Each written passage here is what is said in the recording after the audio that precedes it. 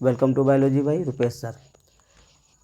आज हम लेकर आए हैं 11th क्लास के विद्यार्थियों के लिए बायोलॉजी का ये सेशन, जिसमें टैक्सोनॉमी का वर्णन किया जाएगा। ठीक है, तो इस टैक्सोनॉमी का वर्णन स्टार्ट करने के पहले हम लोग ये देख लें कि यदि आप इस चैनल पर नए हैं तो इस चैनल को सब्सक्राइब, लाइक, कमेंट करते रहें, ताकि हम आने वाले वीडियो में और ज़्यादा आपके लिए बेहतर से बेहतर मेहनत कर सकें। चलिए देखते हैं टैक्सोनॉमी। ठीक है, वर्गीकी। ये वर्गीकी क्या होता है, इसके बारे में बताया जाता है कि जीव विज्ञान की वह शाखा जिसमें जीवों के वर्गीकरण की क्रियाओं एवं सिद्धांतों का अध्ययन किया जाता है। ठीक है, जीव विज्ञान की वह शाखा जिसमें जीवों के वर्गीकरण की क्रियाओं एवं सिद्धांतों का अध्ययन किया जाता है, उसे हम लोग क्या कहते हैं, तो टैक्सोनॉमी कहते हैं, वर्गीकरण विज्ञान कहते हैं। अब इस वर्गीकरण विज्ञान के बारे में बताया जाता है कि जो वर्गीकरण विज्ञान है ये सबसे पहले किसके द्वारा दिया गया, तो आप लोग शायद नाम सुने होंगे अरस्तु का। ठीक है, अरस्तु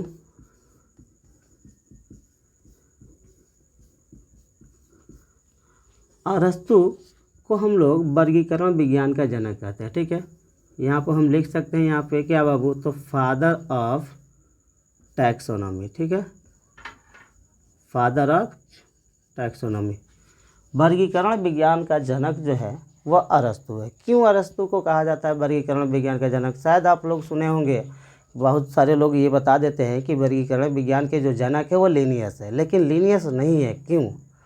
ठीक है, तो लिनियस को मॉडर्न टैक्सोनॉमी का फादर कहा जाता है, अर्थात तो उस वर्गीकरण विज्ञान का जनक कहा जाता है जो अरस्तु के बाद दिया गया।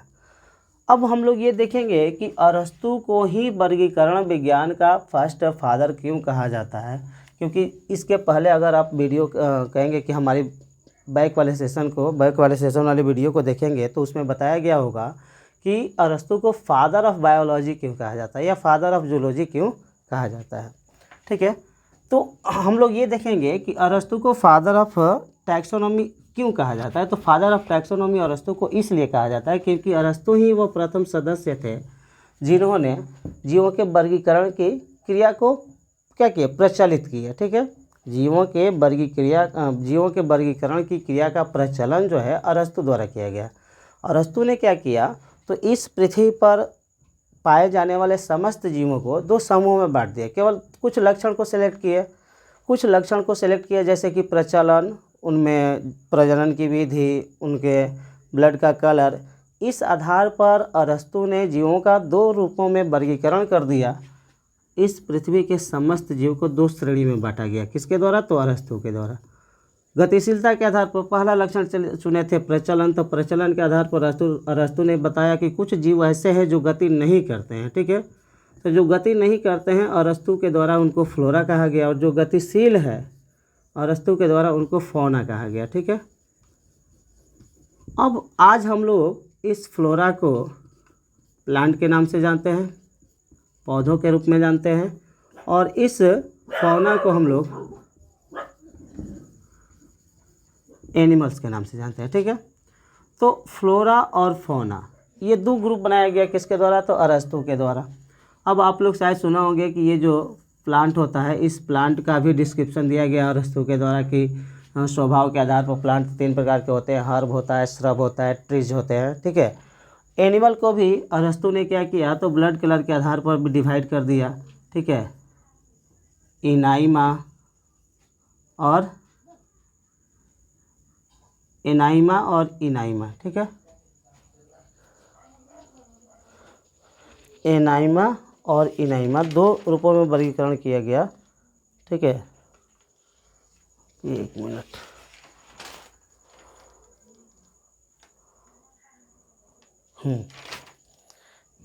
एनाइमा और इनाइमा, ये दो ग्रुप तैयार किया गया अरस्तु के द्वारा। एक हो गया इनाइमा और दूसरा एनाइमा। ठीक है, तो इस एनाइमा के अंतर्गत वैसे जीव को रखा गया जिसका बॉडी का ब्लड का कलर रेड नहीं था, लेकिन इनाइमा के अंतर्गत जो जीव बताया गया, जो जंतु रखा गया अरस्तु के द्वारा, वो बताया गया कि जिनके ब्लड का कलर रेड होता है। ठीक है, तो ये सभी बातें जो थी वो दर्शाती है कि अरस्तु को फादर ऑफ टैक्सोनॉमी कहा जाता है। अब फादर ऑफ मॉडर्न टैक्सोनॉमी किसको कहा जाता है? तो father of modern taxonomy Carolus Linnaeus, ठीक है। लिनियस का नाम सुने होंगे आप लोग, कार्ल कैरोलस लिनियस। तो कैरोलस लिनियस को ही हम फादर ऑफ मॉडर्न टैक्सोनॉमी कहते हैं, ठीक है। लिनियस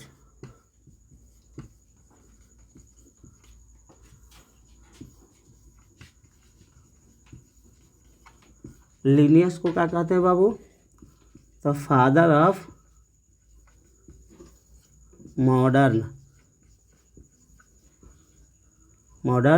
टैक्सोनॉमी, ठीक है। फादर ऑफ मॉडर्न टैक्सोनॉमी किसको कहा जाता है? तो लिनियस को कहा जाता है, ठीक है। ये हो गया। अब किसी भी वर्गीकरण के बारे में जानने के पहले हम लोग को ये देखना होगा बाबू कि वर्गीकरण क्या होता है, ठीक है। आखिर वर्गीकरण विज्ञान है, तो इस वर्गीकरण विज्ञान में हम लोग को जीवों का वर्गीकरण करना है, ठीक है, ना कि किसी सामान या किसी पदार्थ या किसी व्यक्ति को बांट देना है, ठीक है ना। हम लोग को क्या पढ़ना है? तो जीवों का वर्गीकरण, ठीक है। तो वर्गीकरण किसे कहते हैं, ठीक है। इसको इंग्लिश में हम लोग क्या लिखते हैं बाबू? तो क्लासिफिकेशन, ठीक है। क्लासिफिकेशन किसे कहते हैं? तो बताया जाता है कि जीवों में समानता और असमानता के आधार पर उसे अलग अलग समूहों में व्यवस्थित करना, ठीक है।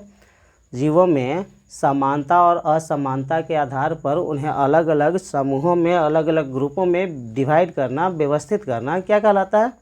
तो वर्गीकरण कहलाता है, ठीक है। अब ये जो वर्गीकरण है, इस वर्गीकरण को जानने के पहले, जैसे मान चले कि अगर आपको कहीं पे बंटवारे के लिए भेज दिया जाए, तो बंटवारा ऐसे ही थोड़ी करके चले आइएगा। बंटवारे करने के पहले आपके पास कुछ जानकारियाँ होनी चाहिए, उससे संबंधित कुछ मौलिक जानकारी आपके पास होनी चाहिए, तब जाकर आप किसी चीज़ को सही ढंग से बांट सकते हैं, ठीक है। तो यहाँ पे इस मतलब टैक्सोनॉमी के अंतर्गत जो हम लोग को वर्गीकरण पढ़ना है, वर्गीकरण में ये बताया जाता है कि वर्गीकरण के लिए बहुत सारी चीज़ों की आवश्यकता होती है, ठीक है। तो जीवों के वर्गीकरण स्टार्ट करने के पहले उनके मूलभूत जानकारियाँ प्राप्त करनी होती है, जिसमें सबसे पहला क्या होता है बाबू? तो आइडेंटिफिकेशन, ठीक है। सबसे पहला जो तथ्य होता है, जो आवश्यक होता है वर्गीकरण के लिए, वो हो गया क्या बाबू? तो आइडेंटिफिकेशन। आइडेंटिफिकेशन जिसको हिंदी में हम लोग पहचान कहते हैं, ठीक है। पहचान। अब पूछा जा सकता है आप लोगों से यहाँ पे कि पहचान क्या हो सकता है, ठीक है, आइडेंटिफिकेशन क्या हो सकता है, या आइडेंटिफिकेशन किसे कहते हैं, ठीक है। तो आइडेंटिफिकेशन के बारे में बताया जाता है कि जीवों में उपस्थित मौलिक गुणों को ज्ञात करना, ठीक है। अर्थात जीवों के मौलिक गुणों को ज्ञात करना, ठीक है। जो फंडामेंटल कैरेक्टर होता है, जो कैरेक्टरिस्टिक्स फीचर होता है जीवों का, वो ज्ञात करना, ठीक है, क्या कहलाता है? तो आइडेंटिफिकेशन कहलाता है, ठीक है। अब इस आइडेंटिफिकेशन के बाद जो दूसरा आवश्यक चीज़ है वह क्या है बाबू?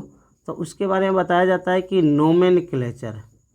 नोमेनक्लेचर, जैसे मान चलिए कि अगर किसी जीव को आप पहचान लिए, तो पहचान कर लेने के बाद उसका नाम भी तो पता होना चाहिए, अगर नहीं है तो रख दिया जाएगा, ठीक है। तो नोमेनक्लेचर को हिंदी में हम लोग कहते हैं नामकरण, ठीक है। तो नामकरण कैसे किया जाता है? जैसे अगर बात की जाए नामकरण की, तो सामाजिक स्तर पर भी नामकरण किया जाता है। तो सामाजिक स्तर पर नामकरण करने के लिए क्या किया जाता है? अगर हिंदू धर्म में कोई नया बच्चा जन्म ले लिया, पुराना बच्चा तो जन्म लेता नहीं है, अगर हिंदू धर्म में कोई बच्चा जन्म ले लिया, तो उस स्थिति में क्या किया जाता है? देखा जाता है कि उसका ग्रह जो है, नक्षत्र जो है, तारों की स्थिति क्या है, ये सभी देखकर उसका नाम रख दिया जाता है। लेकिन यहाँ पे जीवों का नामकरण वैसे नहीं किया जाता है, ठीक है। जीवों का नामकरण करने के लिए बहुत सारी चीज़ों को ध्यान में रखा जाता है, ठीक है। तो नोमेनक्लेचर किससे कहते हैं? तो बताया जाता है कि वैज्ञानिकों द्वारा जीवों को दिया जाने वाला वह मानक नाम, ठीक है। जैसे नामों की विविधता से बचना होता है, बहुत सारा ऐसा नाम होता है जो स्थानीय भाषाओं में चेंज हो जाता है, ठीक है। तो उन सभी स्थानीय भाषाओं में नामों की विविधता से बचने के लिए वैज्ञानिक सब क्या किए हैं? तो जीव को एक मानक नाम दे दिए हैं, और उन्हीं मानक नाम से उस जीव को पूरे विश्व में क्या किया जाएगा? जाना जाएगा। चाहे दुनिया के किसी भी कोने में आप चले जाए, अगर किसी जीव का वैज्ञानिक नाम रख दिया गया है, तो वैसी नाम से वह पूरे विश्व में जाना जाएगा, ठीक है ना। तो नामकरण क्या होता है? तो बताया जाता है बाबू कि वैज्ञानिकों द्वारा जीवों को दिया जाने वाला वह मानक नाम जिस नाम से वह पूरे विश्व में जाना जाता है, ठीक है। वैज्ञानिकों द्वारा जीवों को दिया जाने वाला वह मानक नाम जिस नाम से वह पूरे विश्व में जाना जाता है, उस नाम को हम लोग वैज्ञानिक नाम कहते हैं। क्या कहते हैं? वैज्ञानिक नाम। वैज्ञानिक नाम, ठीक है। Scientific name. साइंटिफिक नेम जो होता है अर्थात वैज्ञानिक नाम जो होता है, एक ऐसा नाम होता है जिस नाम से वह जीव जो है पूरे विश्व में जाना जाएगा, चाहे दुनिया के किसी भी कोने में चले जाए, ठीक है। तो नामकरण के परिभाषा का अगर देखा जाए तो ये बताया जाता है कि वैज्ञानिकों द्वारा जीवों को दिया जाने वाला वह मानक नाम जिस नाम से वह पूरे विश्व में जाना जाता है, उस मानक नाम को वैज्ञानिक नाम कहते हैं। और इस वैज्ञानिक नाम के रखने की जो प्रक्रिया होती है उसी चीज़ को हम लोग क्या कहते हैं? नामकरण, नोमेनक्लेचर कहते हैं, ठीक है। अब जीवों के नामकरण करने के लिए क्या किया जाता है बाबू? तो दो चीज़ों का आवश्यक ध्यान में रखा जाता है। दो चीज़ों की आवश्यकता होती है। एक होता है ICZN और दूसरा होता है ICBN, ठीक है। तो ICZN और ICBN ये दो चीज़ों की बेहद ज़रूरत होती है जीवों के नामकरण करने के पहले, ठीक है। तो ICZN का पूरा नाम क्या होगा बाबू? International code for zoological nomenclature या international code of zoological nomenclature. जंतुओं के नामकरण अगर करना है तो इस ICZN का उपयोग करेंगे। ICBN international code of botanical nomenclature, ठीक है। International code of botanical nomenclature अर्थात अगर किसी पौधे का नाम रखना है तो पौधे के नाम रखने के लिए इस ICBN का इस्तेमाल किया जाएगा, और जंतु का नाम रखना है तो उस जंतु के नामकरण करने के लिए ICZN का उपयोग किया जाएगा। अब ये जो नामकरण होता है, नामकरण के लिए बहुत सारी विधियां अपनाई जाती है, ठीक है। तो अगर इस चीज़ में से किसी चीज़ को उतारना हो, नोट करना हो, तो आप जल्दी से नोट कर लीजिए। इसके बाद हम लोग देखेंगे मेथड ऑफ नोमेनक्लेचर, ठीक है, नामकरण की पद्धति। नोट कर लीजिए।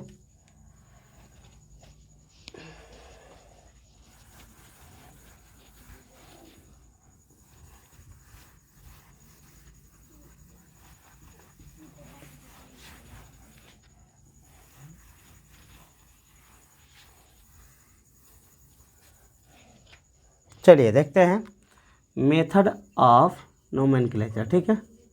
मेथड्स ऑफ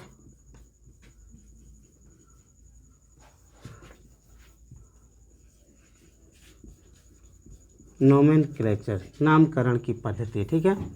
तो बताया जाता है कि जीवों के नामकरण के लिए दो विधियां उपयोग में लाई जाती है, ठीक है। जीवों के नामकरण के लिए कितनी विधियां बाबू?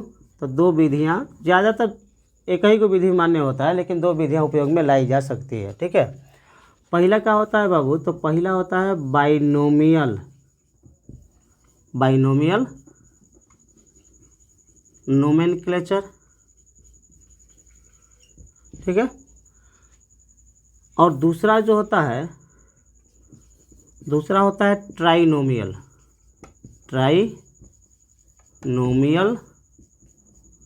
नोमेनक्लेचर, ठीक है। अब बाइनोमियल नोमेनक्लेचर, जिसको हिंदी में हम लोग द्विपद नाम पद्धति कहते हैं, ठीक है। इसको हिंदी में क्या कहा जाएगा? तो द्विपद नाम पद्धति। हिंदी में ये कहा जाएगा द्विपद नाम पद्धति। इसको हिंदी में कहा जाएगा त्रिपद नाम पद्धति। त्रिपद नाम पद्धति। तो द्विपद नाम पद्धति और त्रिपद नाम पद्धति अर्थात मेथड ऑफ नोमेनक्लेचर में दो मेथड यूज किया गया, एक बाइनोमियल नोमेनक्लेचर और दूसरा ट्राइनोमियल नोमेनक्लेचर, ठीक है। तो अब हम लोग ये देखेंगे कि जो बाइनोमियल नोमेनक्लेचर होता है वो क्या होता है, ठीक है। तो बाइनोमियल नोमेनक्लेचर के जो कहा जाए कि अगर जन्मदाता की बात की जाए तो वो लिनियस है, ठीक है। तो लिनियस ने यह बताया था कि जीवों के नामकरण के लिए जब दो ग्रीक शब्दों का उपयोग किया जाएगा, ठीक है। अर्थात जब जीवों का वैज्ञानिक नाम रखने के लिए दो ग्रीक शब्द का उपयोग किया जाता है तो उसे बाइनोमियल नोमेनक्लेचर कहते हैं, ठीक है। अब इस बाइनोमियल नोमेनक्लेचर में लिनियस ने यह बताया कि जो फर्स्ट वर्ड होता है, ठीक है, पहला जो ग्रीक शब्द होता है वह जेनेरिक होता है, पहला ग्रीक शब्द जेनेरिक होता है, और दूसरा जो ग्रीक शब्द होता है वह स्पेसिफिक होता है, स्पेसिफिक, ठीक है। जब जीवों का नामकरण करने के लिए दो ग्रीक शब्दों का उपयोग किया जाता है तो उसे बाइनोमियल नोमेनक्लेचर कहते हैं। ठीक है, अब इस बाइनोमियल नोमेनक्लेचर में जो पहला शब्द होता है वह जेनेरिक होता है। अब यह जो जेनेरिक शब्द है यह जीनस को सूचित करेगा। ठीक है, किसको सूचित करेगा? जीनस। और जीनस का हिंदी क्या होता है बाबू? तो जीनस को हिंदी में हम लोग वंश कहते हैं। ठीक है, अर्थात वंश को सूचित करेगा।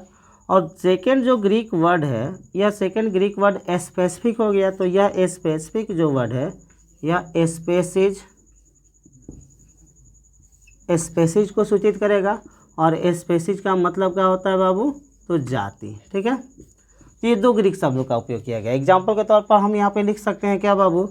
तो यहाँ पे लिखा जा सकता है पैंथेरा लियो। ठीक है, पैंथेरा टिग्रिस। ठीक है, और भी लिखा जा सकता है जैसे पैंथेरा पार्डस, और ही लिखा जा सकता है मैंगीफेरा इंडिका। बहुत सारे नाम लिखे जा सकते हैं। ठीक है, जैसे में सोलेनम टिबरोसम भी लिख सकते हैं, सोलेनम ट्यूबेरोसम। ठीक है, तो यहाँ पे हम देख रहे हैं कि इसमें सब जो वैज्ञानिक नाम लिखे गए हैं इसमें कई ग्रीक वर्ड है? 2 गो। ठीक है, जैसे देखा जाए अगर बाघ का शेर का वैज्ञानिक नाम तो लिखे हैं यहाँ पे पैंथेरा लियो। ठीक है, 2 गो वर्ड है। पैंथेरा जीनस को सूचित किया, लियो स्पेसीज को सूचित किया। वैसे ही यहाँ पे लिखा गया पैंथेरा टिग्रिस। तो पैंथेरा क्या है? जीनस हो गया, और टिग्रिस स्पेसीज हो गया, जाति हो गया। यहाँ पे लिखे पैंथेरा पार्डस, जैसे चीता का वैज्ञानिक नाम पैंथेरा पार्डस होता है, तो पैंथेरा इसका जीनस हो गया और पार्डस इसकी जाति हो गई। वैसे ही लिखा गया है मैंगीफेरा इंडिका, आम का वैज्ञानिक नाम है। अब आम का जो वैज्ञानिक नाम है उसमें आम में जो जीनस है वह मैंगीफेरा है और स्पेसीज जो है वो इंडिका है। ठीक है, वैसे ही लिखे हैं सोलेनम ट्यूबेरोसम। ये जो सोलेनम ट्यूबेरोसम है आलू का वैज्ञानिक नाम है, और इस आलू के वैज्ञानिक नाम में सोलेनम जो लिखा गया हुआ जीनस को सूचित किया, ट्यूबेरोसम जो लिखा गया हुआ जाति को सूचित किया। ठीक है, तो ये हो गया बाइनोमियल नोमेनक्लेचर या मेथड ऑफ बाइनोमियल नोमेनक्लेचर, जो कि लिनियस के द्वारा दिया गया। ठीक है, तो आज के इस वीडियो में हम लोग इतना ही देखेंगे। फिर कल देखा जाएगा अगले सेशन में बाइनोमियल नोमेनक्लेचर के कुछ रूल्स होते हैं, कौन कौन से रूल्स होते हैं वो कल आपको हम ज़रूर बताएंगे। ठीक है, तो ये जो वीडियो है क्लास 9th के लिए भी ज़रूरी है, अर्थात कहा जाए तो नीट के मामले में देखा जाए तो क्लास 9th से लेकर 12th तक का जो सिलेबस है कंठस्थ होना चाहिए आपका। ठीक है, तो क्लास 9th हो, 10th हो, 11th हो, 12th हो, उन सब के लिए ज़रूरी है। या किसी कॉम्पिटिटिव एग्जाम की अगर तैयारी भी कर रहे हैं तो आपको ये मालूम होना चाहिए कि बाइनोमियल नोमेनक्लेचर क्या होता है, ICZ-N क्या होता है, ICBN क्या होता है। ठीक है, तो ये देखें यहाँ पे यह इस वीडियो में ये बताया गया। ठीक है, तो ये वीडियो आपको कैसा लगा ज़्यादा से ज़्यादा लाइक, कमेंट और शेयर करके हमके ज़रूर बताइए। चलिए, धन्यवाद।